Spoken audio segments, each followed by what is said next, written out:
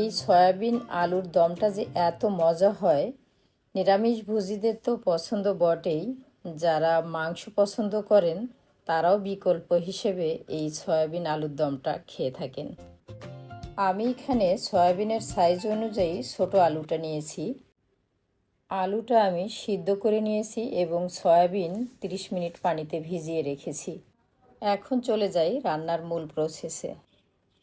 পেঁয়াজ হালকা বাদামি করে ভেজে দিয়ে দিব আদা বাটা, অল্প রসুন বাটা, কাশ্মীরি মরিচের গুঁড়া, স্বাদ মতো লবণ, হলুদের গুঁড়া, লাল মরিচের গুঁড়া।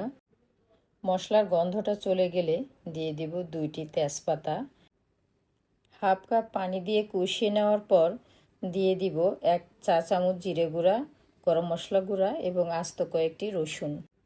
মশলাটা তেলের উপর উঠে আসলে ফ্লেভারের জন্য দিয়ে দিব 2টি এলাচ, 2 টুকরো দারুচিনি। এখন দিয়ে দিব 1 মুঠ বাদাম। এই কাঁচা বাদামটা মুখে পড়লে কসকস করে, আমার কাছে খুবই ভালো লাগে।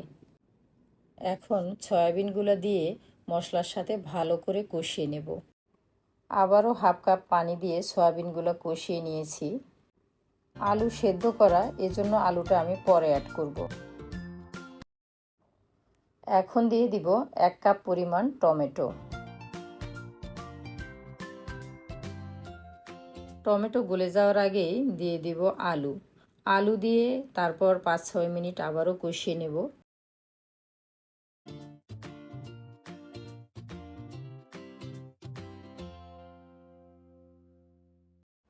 আরও দিয়ে দিব 1 মুঠ কিশমিশ।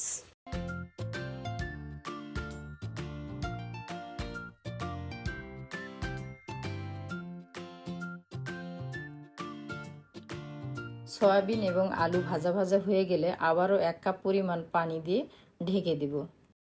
ঢাকনা খুলে দেখি তেল উপরে উঠেছে এবং মাখো মাখো হয়েছে। এখন 1 চা চামচ চিনি এবং 1 কাপ পরিমাণ গাজর দিয়ে ঢাকনা দিয়ে ঢেকে দেব।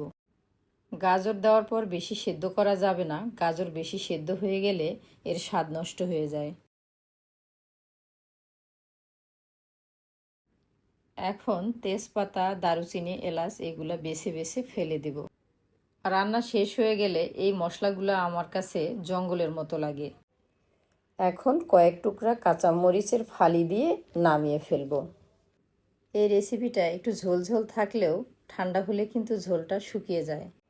এই রেসিপিটা যে কোনো খাবারের সঙ্গে পরিবেশন করা যায়, তবে রুটির সাথে পরিবেশন করলে একটু ঝোলঝোল রাখতে হয়। আমি